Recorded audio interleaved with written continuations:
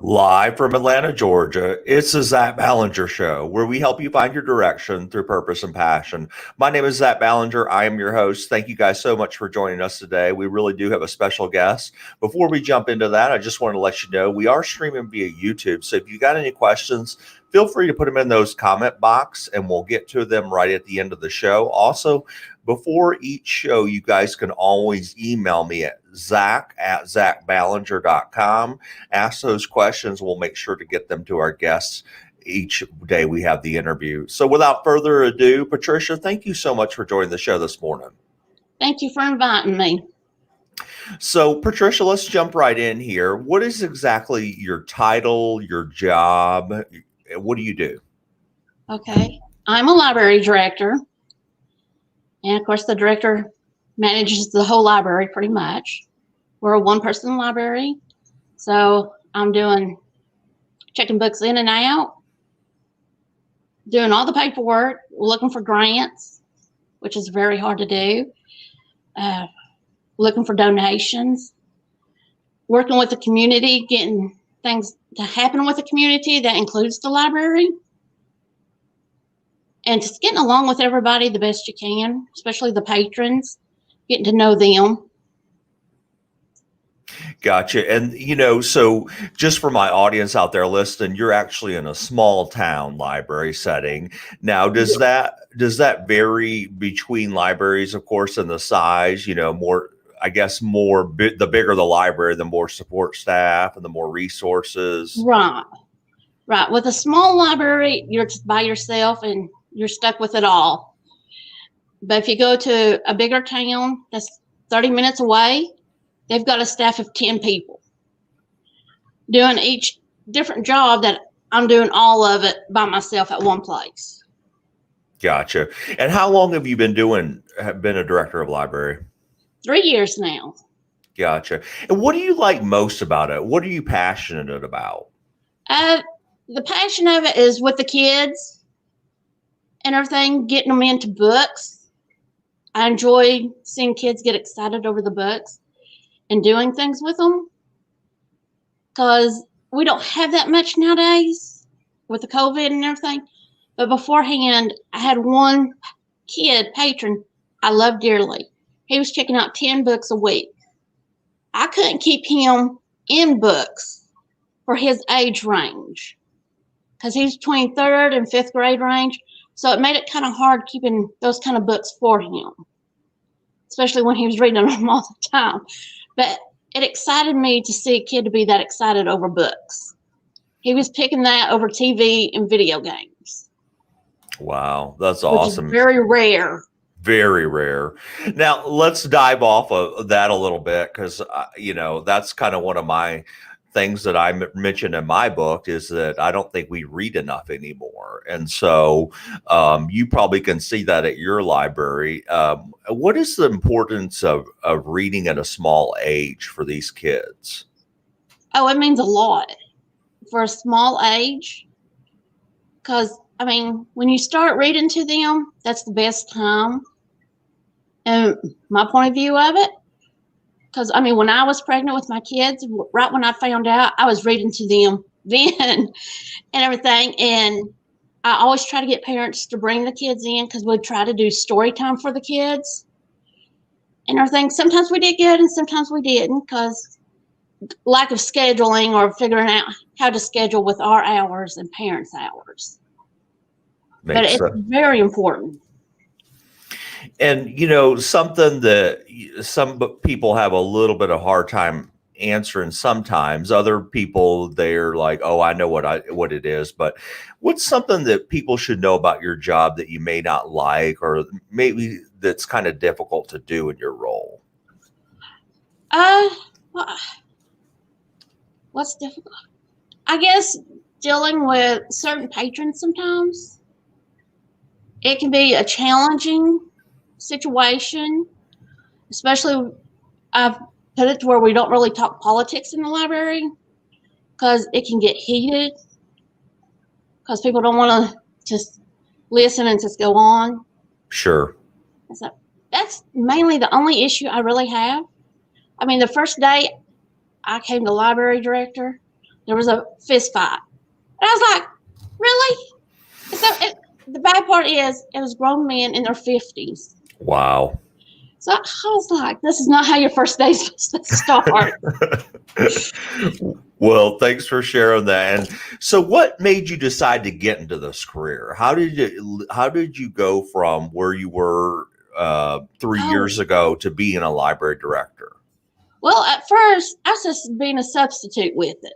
I was being here when the director and the assistant wasn't here. And I was like, well, once in a while, that ain't going to hurt.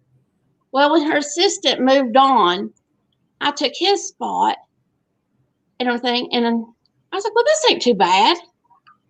I really enjoyed it. I got to see people and I was able to read. I was like, I'm around the books. I'm excited. Well, when I took the director position, nobody told me I wouldn't have time to read.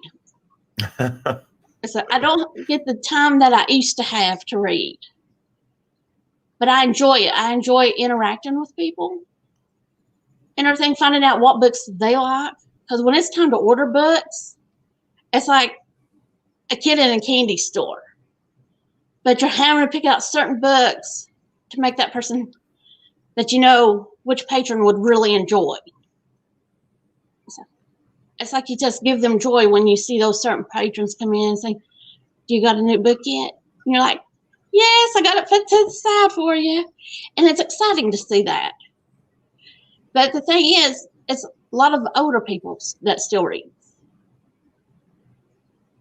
And I've gotten to know people.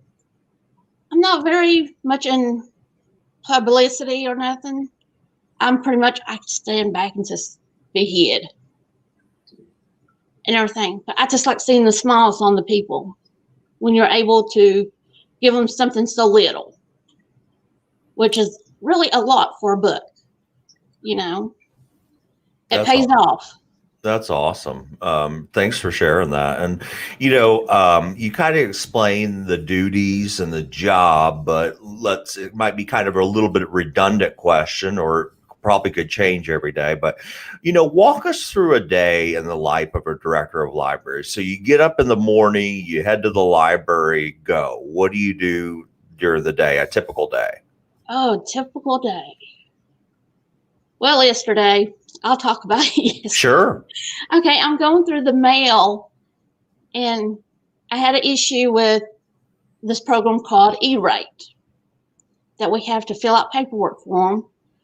And it's with the federal government and everything. And I have screwed it up twice. So I'm spending on the phone and trying to check books in and out while you're on the phone and trying to do it on the computer. And you're just like, oh. But it's challenging. You learn from it. And you're like, hopefully the next time I fill out this form, I keep it memorized what I did wrong so I don't do it wrong again. And you're just getting to talk to people. And I'm one of those, I guess you could say I micromanage my time. I hate that word. But every day is so different that I've got to make sure I got a list of what I got to do and how much time I can spend on it.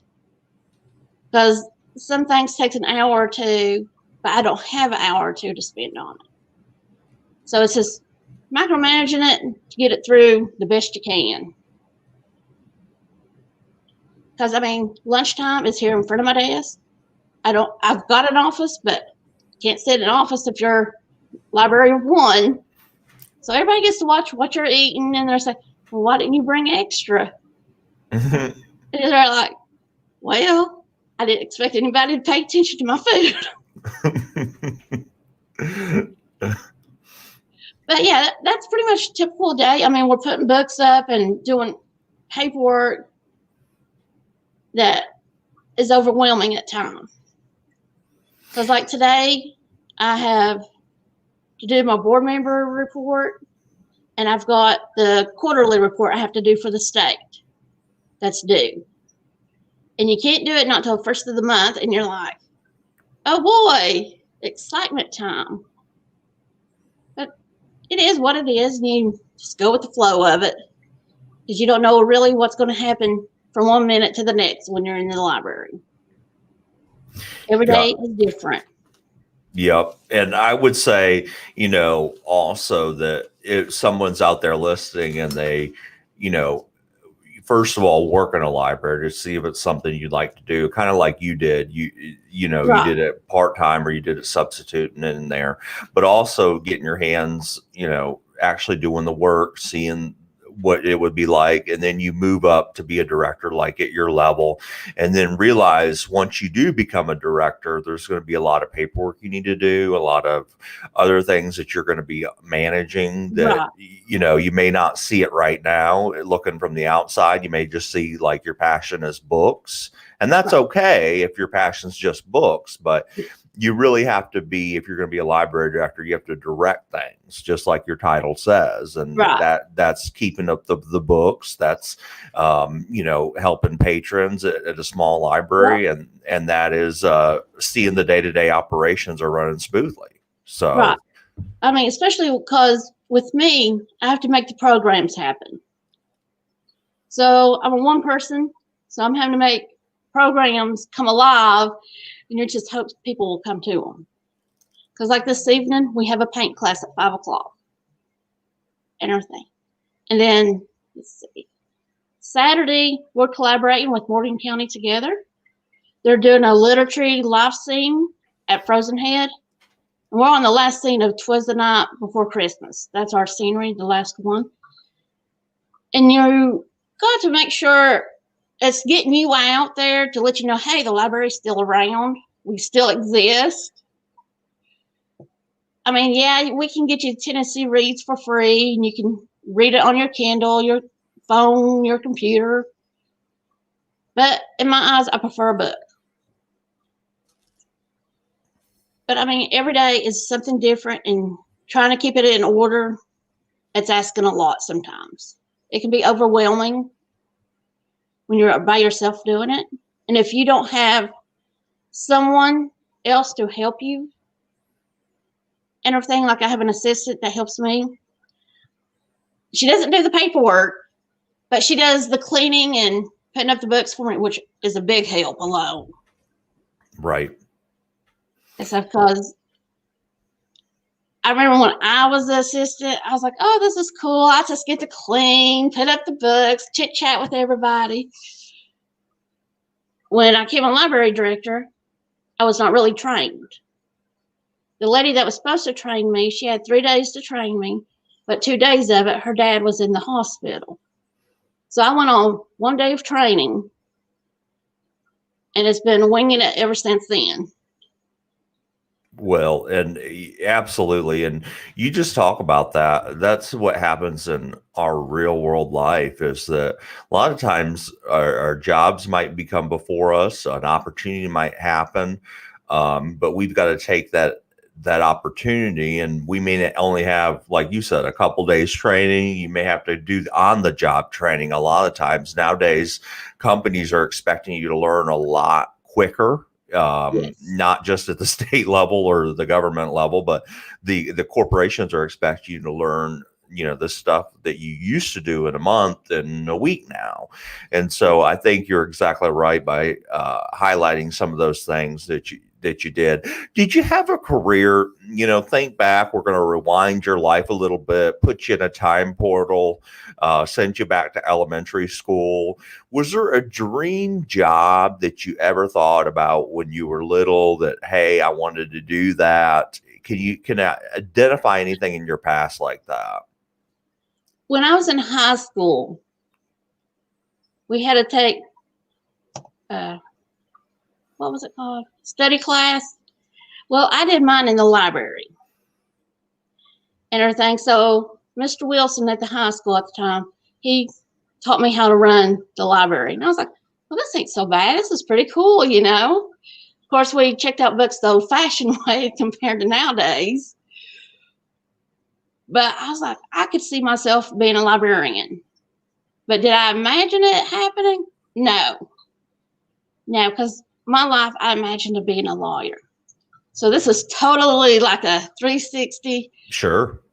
So it's like, okay, you're not that. You're a library director now, which is okay. I enjoy it.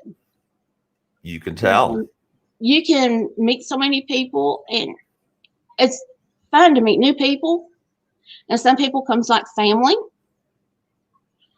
but you also got to be ready to be a therapist, just to sit there and listen. Because a lot of people go through a lot of struggles and they don't feel comfortable talking to certain people, and they said they feel they can with me. So sometimes I have to sit aside my work for like a half hour and just let them talk. And I'm okay with that. And everything, I'm like, well, the work will get done when it gets done. But right now, this person needs somebody. So you just have to learn how to be all these multiple persons at one time, which is difficult at times, but it's possible. It's awesome. And you're doing a great thing for the community there. And I'm sure a lot of people really appreciate that. Now, let's talk about, your career as the library director. When you first started, what are some of the things that you quickly learned that a director does versus basic, just like you said, checking in the books, cleaning? What does a director take on? What's the different levels of responsibilities that you have? Okay. With the responsibility taken on a library director, you're the one that comes up with the programs, and that's a challenge there alone in a small town. And then the paperwork. Can I stop you for a second and talk about the programs? So just for somebody out there listening that is not familiar with the library, when you say programs, can you talk about what that exactly means? Because they may not know what programs are. Talking like pre-K programs, the older children's programs, teen programs, adult programs, family programs. Those are hard to do. And those happen during the library hours that you actually. Some of them do happen during library hours, and sometimes I volunteer my time for the other ones to help in the adult time and everything, because it's more volunteering after that. When we're closed, it's more of me volunteering to have the library open for a program.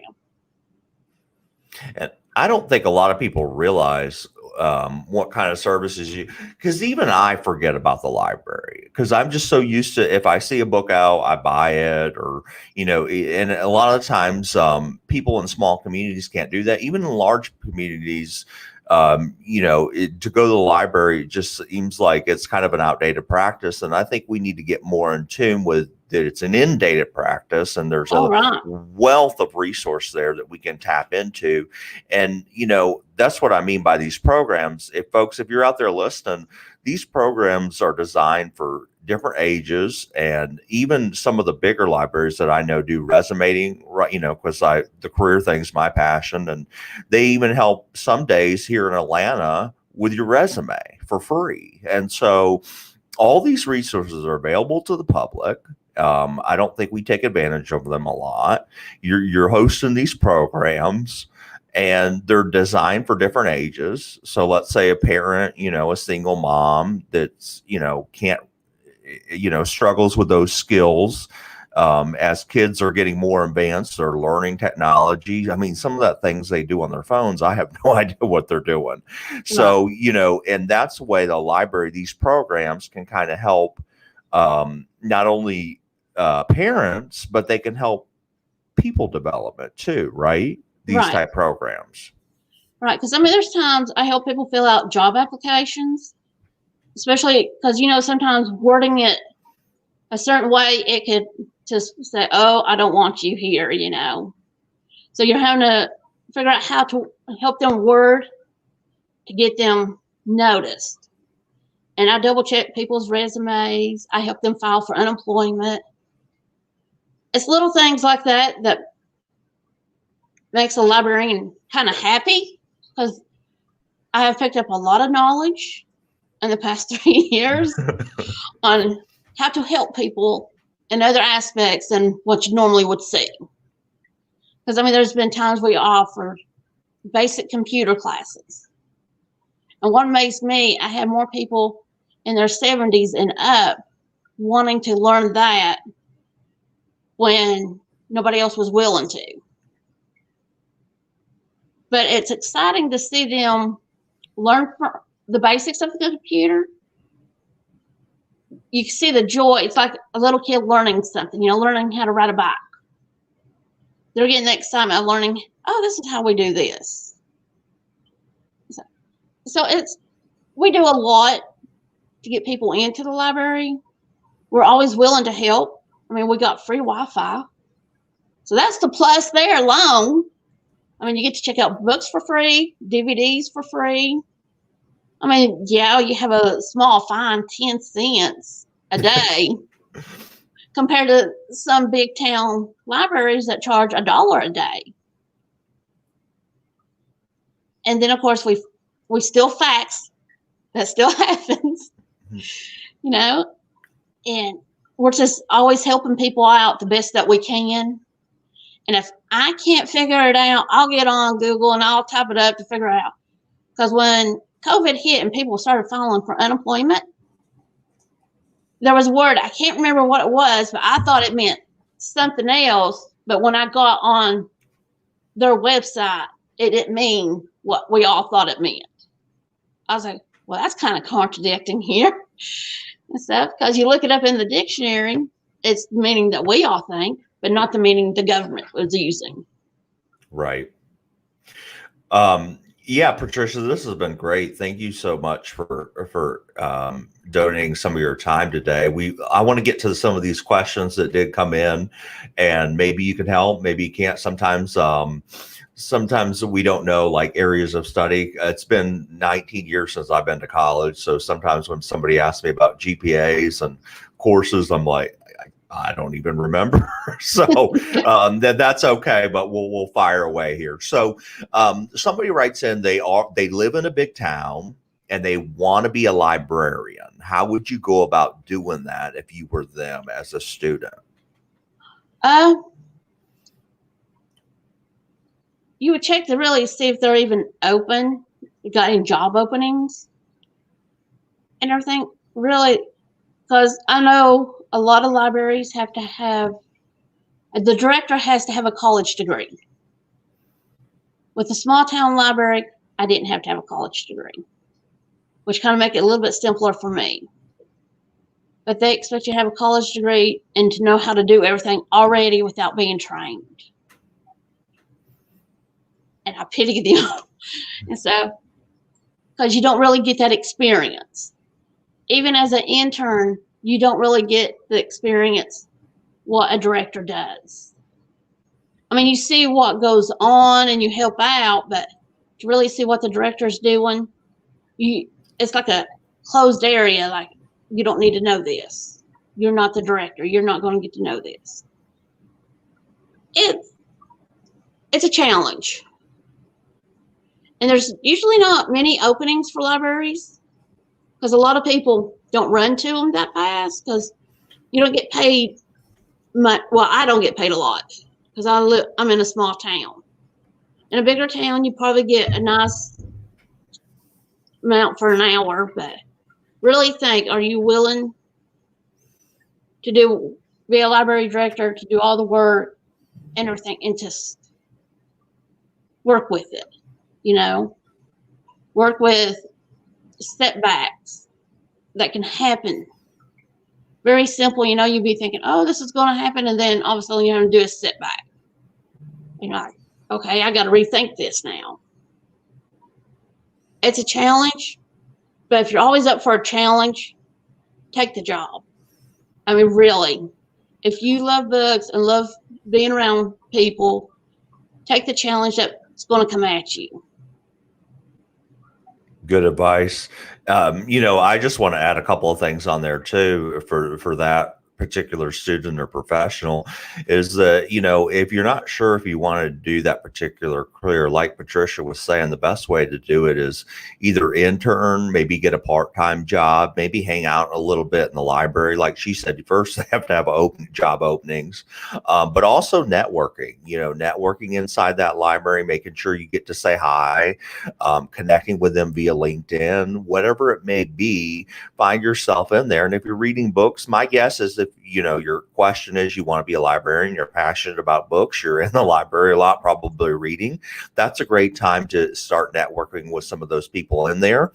And then another tip that I would have is once you start that network and you build trust with a relationship, if you're around a big city librarian that's a director or a librarian, start interviewing them. Ask them out for a cup of coffee and be willing to pay for that, and pick their brain. Say, do what I'm doing to Patricia, and see if it's, because something like you said, Patricia, it might scare them off when you said, oh, you have to do a lot of paperwork. Well, I don't like paperwork, so I couldn't do your job. So, you know what I'm saying? So that's what I'm saying is you learn first before you put all your eggs in one basket. And if you're passionate about books, there's other careers you can do. It's not just being a librarian, but maybe that's the way you want to pursue. I don't want you to give up on your dreams, but that's just my 2 cents about it. Just some networking and some simple career advice to mix in with Patricia's advice, I think can do you real good. The next question that comes in, if you were going to, they want to be a director of library, apparently. They're asking what degree field they should major in. Is it English, literature? Any recommendations that you would have, what fields of study they should pursue for this? I would say probably literature and some English, if you could have both and everything, because it would really help. But other than that, I can't think of nothing that would really direct you towards that way. You just have to know that that's the field you want. Sure. And everything, but I do highly recommend learning about it before taking that leap, because your first couple of years of college, you're not doing a lot of your major classes. You're mainly doing your right general classes. So you're not getting the tests, the waters. And I think within those 2 years, you should try to find a place where you can volunteer to really see if that's the direction you really want to go into. Yep. Volunteering, another thing that's huge. I absolutely agree with you. Libraries, I guess around here, I know in Atlanta, they'll take volunteers in a heartbeat. So that's how you get connected a lot of times. And now there might be COVID restrictions right now going on with that. So you may have to wait that out.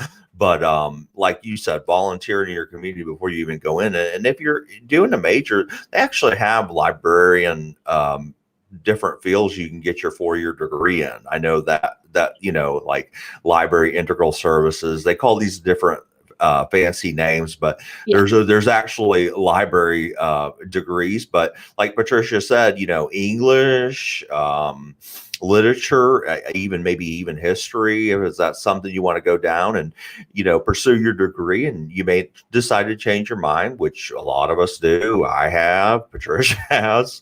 Yeah. But you at least have your 4-year degree to go along with you for a credential. So great advice, Patricia.